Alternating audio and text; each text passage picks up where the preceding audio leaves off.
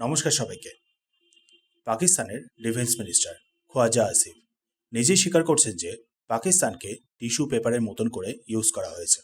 Actually tissue paper না, toilet পেপারের মতন করে ইউজ করা হয়েছে।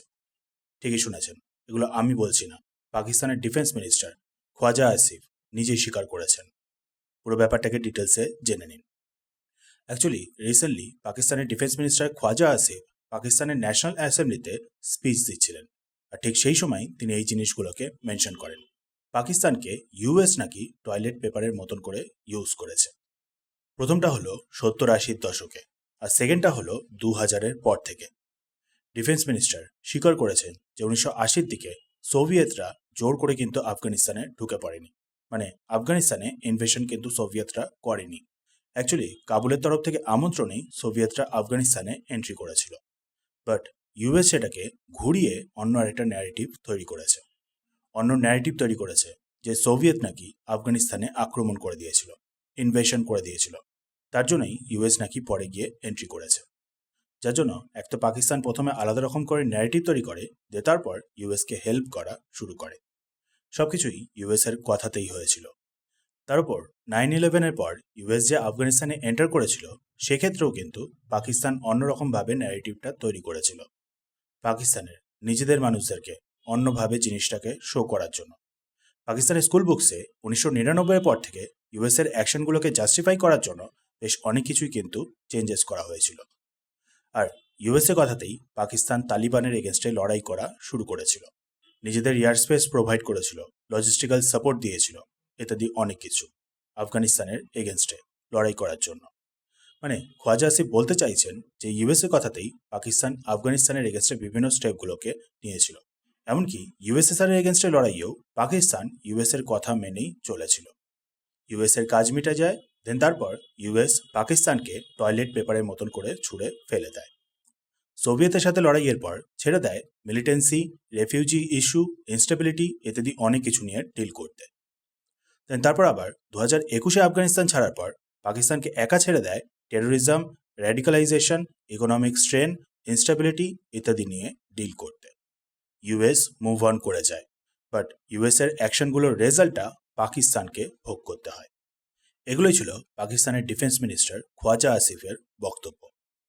বাট ব্যাপারটা হচ্ছে, এখনই কেন ইউএস এর এগেনস্টে এরকম বক্তব্যগুলো দেওয়াটাকে প্রেফার করলেন, উচিত বলে মনে করলেন ঠিক এই সময়? অ্যাকচুয়ালি মেন রিজনটা হলো রিসেন্টলি আমাদের ভারত আর ইউএস এর মধ্যে ট্রেড ডিলটা নিয়ে অ্যানাউন্সমেন্ট। পাকিস্তান দেখেছেন কিভাবে কন্টিনিউয়াসলি ডোনাল্ড ট্রাম্পের গুণগান করে গেছেন, ডোনাল্ড ট্রাম্পকে নোবেল পিস প্রাইজ দেওয়ার জন্য এগিয়ে গিয়ে সাপোর্ট করেছে, সবকিছুতেই ডোনাল্ড ট্রাম্পের সামনে ইয়েস ম্যানের মতন ব্যবহার করেছে।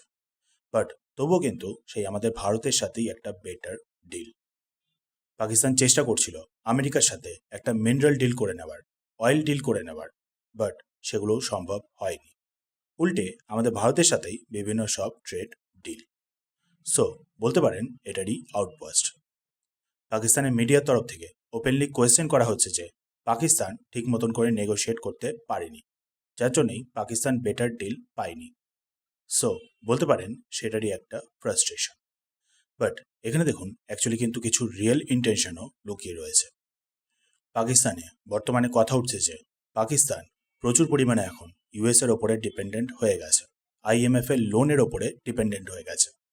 সো প্রথমত সেটাকে কাউন্টার করার জন্যই খোয়াজা আসিফ পার্লামেন্টে দাঁড়িয়ে এরকম সব মন্তব্যগুলোকে রেখেছেন। দেখাতে চাইছেন যে পাকিস্তানের আগের গভর্নমেন্টগুলো ছিল আরও বেশি পরিমাণে প্রো ইউএস, ইউএস যাই বলতো সেটাই করতো পাকিস্তানের তখনকার সরকার। পুরোপুরি পাকিস্তান নিজেদেরকে সেল করে দিয়ে বসেছিল মার্সিনারির মতন করে কাজ করার জন্য। সেখানে বর্তমান সরকার চেষ্টা করছে দুদিকে ভালো মতন করে ব্যালেন্স করতে, মানে একদিকে চীন তো অন্যদিকে আবার ইউএস, দুদিকটা ভালো মতন করে ব্যালেন্স করতে চেষ্টা করছে বর্তমান পাকিস্তানের সরকার। পার্লামেন্টে দাঁড়িয়ে ইউএস এর এগেনস্টে বিভিন্ন রকমের বক্তব্যগুলো রেখে পাকিস্তানের ডিফেন্স মিনিস্টার এইটাকেই কিন্তু বেশি করে বোঝানোর চেষ্টা করেছেন। নেক্সট ব্যাপারটা হলো, দেখতেই পাচ্ছেন বর্তমানে পাকিস্তান আর আফগানিস্তানের মধ্যে সিচুয়েশনটা কেমন তৈরি হচ্ছে। হতেই পারে হঠাৎ করে আফগানিস্তান আবার কোনো একটা স্টেপ নেওয়া শুরু করে দিল। সেক্ষেত্রে পাকিস্তান দেখাতে চাইছে যে পাকিস্তান অ্যাকচুয়ালি যা কিছুই করে সেটা করে অ্যাকচুয়ালি ইউএস এর কথাতে, পাকিস্তান নিজে থেকে কিছু করে না, ব্লেমটাকে শিফট করে দিতে চাইছে ইউএস এর ওপরে পুরোপুরি, যাতে পাকিস্তানের ওপরে কোনো রিটালিয়েশন না আসে। নেক্সট ব্যাপারটা হলো, পাকিস্তানের ডিফেন্স মিনিস্টার বোঝাতে চাইছেন যে আফগানিস্তানের ম্যাটারটা এত কিন্তু ইজি ব্যাপার না। পাকিস্তানের সাধারণ মানুষদের কাছে বোঝাতে চাইছেন যে আফগানিস্তানের ম্যাটারটাকে ক্লোজ করাটা এতটা সহজ না। আফগানিস্তানের সাথে প্রবলেমটার রুটটা হলো বেশ অনেকটাই ডিপ। অতীতে আগের সরকারগুলোর কারণে যে জিনিসটা অ্যাকচুয়ালি তৈরি হয়েছে। সো আফগানিস্তানের ব্যাপারটাকে হ্যান্ডেল করাটা এতটা সহজ না, বা পাকিস্তানে ইন্টারনালি যেসব প্রবলেমগুলো হচ্ছে সেগুলোকে হ্যান্ডেল করাটা এতটা সহজ না। সেগুলোর পেছনে ইউএস রয়েছে, আর সেগুলো অনেকটা ডিপ রুটেড। বলতে পারেন পাকিস্তান বর্তমানে যে প্রবলেমগুলোকে ফেস করছে সেগুলোর ওপর থেকে নিজেদের পুরো হাতটাকেই একেবারে তুলে দিচ্ছে, দায়িত্ব ঝেড়ে ফেলছে। বাট ব্যাপারটা হলো, সত্যি কি শুধুমাত্র ইউএস দায়ী? ইউএসই কি শুধুমাত্র পাকিস্তানকে ফোর্স করেছে আফগানিস্তানের এগেনস্টে লড়াই করার জন্য, বা সোভিয়েতের সাথে লড়াই করার জন্য? ওয়েল, না। পাকিস্তান কিন্তু ভলেন্টিয়ার হিসাবে কাজ করেছিল। পাকিস্তান নিজেই এগিয়ে গিয়েছিল ইউএস এর হেল্প করতে, সাথে ইউএসও সেই সুযোগটাকে বেশ ভালো মতন করেই লুফে নিয়েছিল। পাকিস্তানের দুটো মেন উদ্দেশ্য ছিল, এক হলো জিও পলিটিক্যাল ইন্টারেস্ট, দ্বিতীয় হলো ফাইন্যান্সিয়াল হেল্প।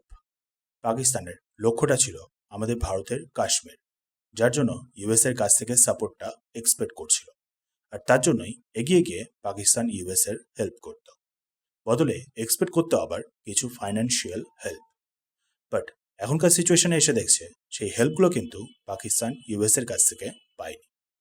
পাকিস্তানকে এখনো সেই আইএমএফ এর ওপরে নির্ভর করতে হয়, লোনের ওপরে ডিপেন্ডেন্ট থাকতে হয়। তার উপর হঠাৎ করে আমাদের ভারতের সাথে এই ট্রেড ডিল।